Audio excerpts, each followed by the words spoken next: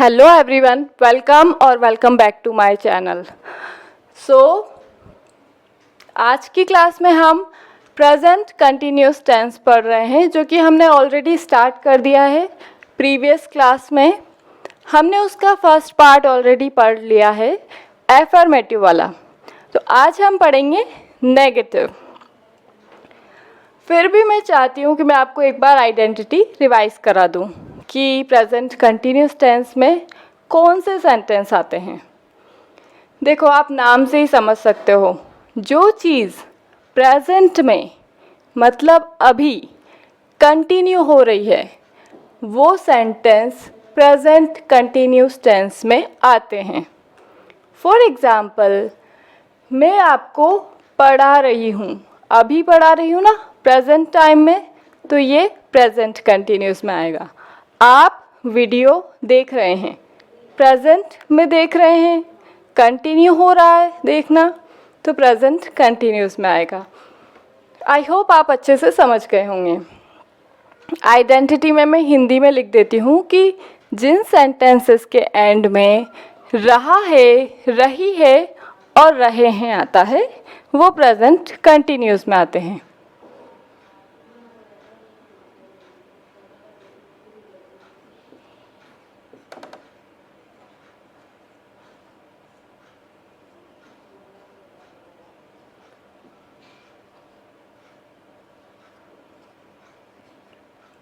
Okay, ये present continuous में आते हैं, बट आज हम पढ़ रहे हैं नेगेटिव सेकंड पार्ट।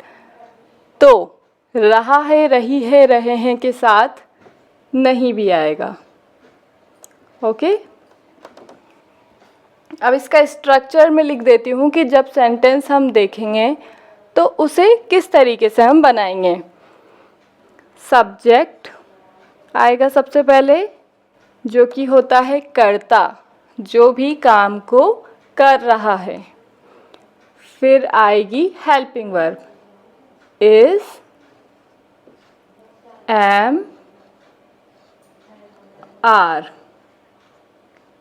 फिर आएगा नॉट, क्योंकि नेगेटिव है सेंटेंस और नॉट हमेशा थर्ड नंबर पे आता है जब भी सेंटेंस नेगेटिव होता। Sorry for the external voice. फिर आएगी वर्ब की फर्स्ट फॉर्म और उसके साथ आईएनजी।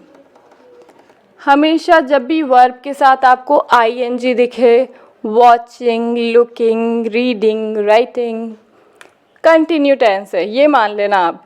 कोई सा भी हो, कंटिन्यूस टेंस है, कुछ चीज़ कंटिन्यू हो रही है। एंड बस लास्ट में ऑब्जेक्ट। ये फॉर्मूला हो गया, थोड़ा सा आपको टफ लग सकता है, बट हम जब सेंटेंस बनाएंगे तो बहुत इजी लगने वाला है, ट्रस्ट मी, चुटकियों में याद हो जाएगा।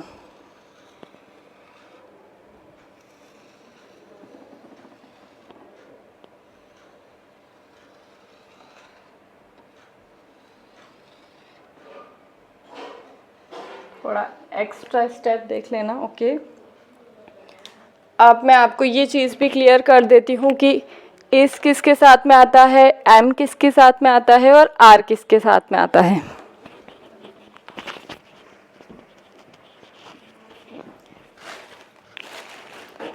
आई के साथ में हमेशा एम आता है, हमेशा जब भी प्रेजेंट कंटिन्यूस टेंस की बात हो।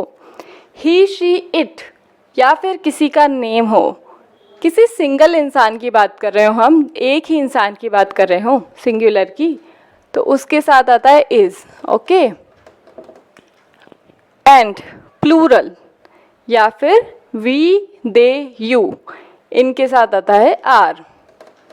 अब ज़्यादा टेंशन लेने की ज़रूरत नहीं है आपको, सेंटेंस बनाओगे ना तो अपने आप आदत हो जाएगी कि किसके साथ क्या आता है और किसके साथ क्या आता है। सेंटेंसेस हम स्टार्ट करते हैं। ओके,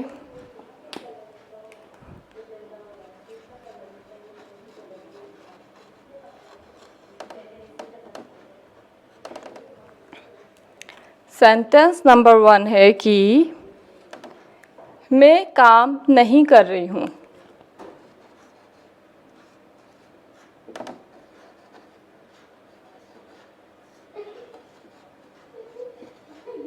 कर रही हूँ।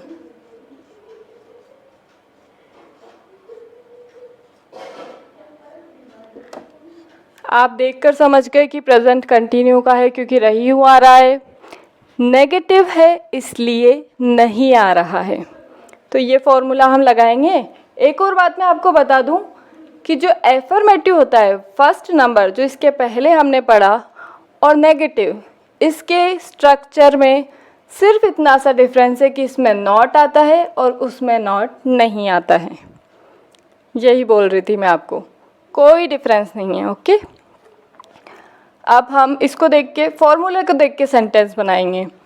सबसे पहले है सब्जेक्ट, मतलब जो काम को करता है। कौन है इसमें करता? मैं को हम इंग्लिश में बोलते हैं आई। फिर आएगी helping verb is, am and are. I के साथ आता है एम, फिर आएगा नॉट, क्योंकि सेंटेंस नेगेटिव है।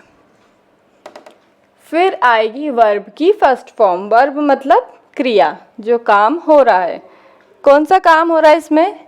काम करने का। काम करने को क्या बोलते हैं इंग्लिश में? वर्क। सो वर्क हम लिख देंगे वर्क। फिर आएगी वर्ब के साथ ing, तो हम यहाँ लगा देंगे ing। फिर क्या आएगा? ऑब्जेक्ट। ऑब्जेक्ट कुछ है क्या? ऑब्जेक्ट नहीं है। तो बन गया हमारा sentence I am not working. I am not working. Okay, and क्योंकि हम स्टार्ट कर रहे हैं इसलिए मैंने बहुत ही इजी सेंटेंस लिया है। मैं इस वीडियो के एंड तक जाते जाते ऑब्जेक्ट वाले सेंटेंस भी बनाना बता दूंगी आपको। ओके, सो नेक्स्ट सेंटेंस हम लेते हैं, वह नहीं पढ़ रही है, या फिर वह पढ़ नहीं रही है। कोई लड़की है, अब वो पढ़ाई नहीं कर रही है, पढ़ाई नहीं कर रही है।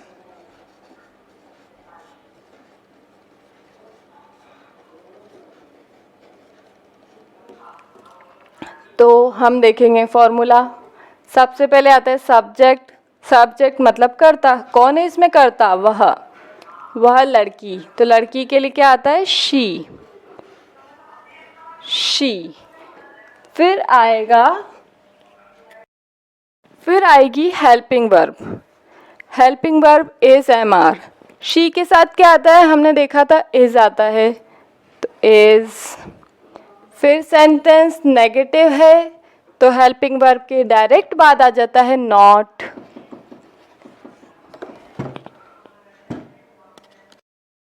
फिर आएगी वर्ब, क्रिया। कौन सी हो रही है इसमें? पढ़ाई करने को।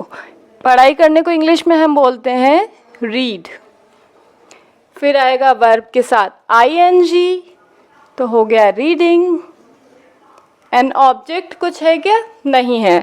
तो सेंटेंस हमारा बन गया she is not reading. She is not reading. यार क्या करें, कैसे फेल हो जाएगी एग्ज़ाम में। She is not reading. अच्छा, इसको ही इरेज कर देती हूँ मैं। वह गाना नहीं गा रहा है। फॉर्मूला स्ट्रक्चर देखेंगे। सबसे पहले आएगा सब्जेक्ट। सब्जेक्ट है वह, लड़का है इसलिए इसके लिए आएगा ही।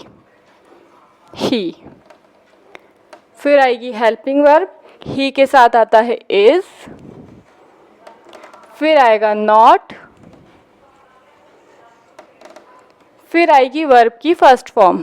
वर्ब, क्रिया कौन सी हो रही है? गाने की। उसे क्या बोलते हैं? सिंग। इंग्लिश में सिंग करना।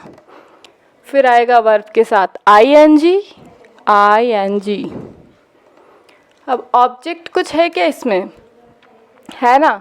इसमें सिखाने के लिए मैंने आपको ऑब्जेक्ट ज़रूर लिया है। ऑब्जेक्ट है हमारा गाना। जो चीज़ लास्ट में बच जाती है, अन्य। ऑब्जेक्ट का मतलब होता है अन्य, वो ऑब्जेक्ट में काउंट होता है। तो गाने को इंग्लिश में बोलते हैं सॉन्ग। बन गया हमारा sentence he is not singing song. और या फिर इसको अच्छे से हम अ सॉन्ग भी बोल सकते हैं, ये ज़्यादा बेटर है। He is not singing a song. He is not singing a song. एक गाने की बात हो रही है ना। नेक्स्ट सेंटेंस है हमारा, यह मेरे फ़ोन में नहीं दिख रहा है।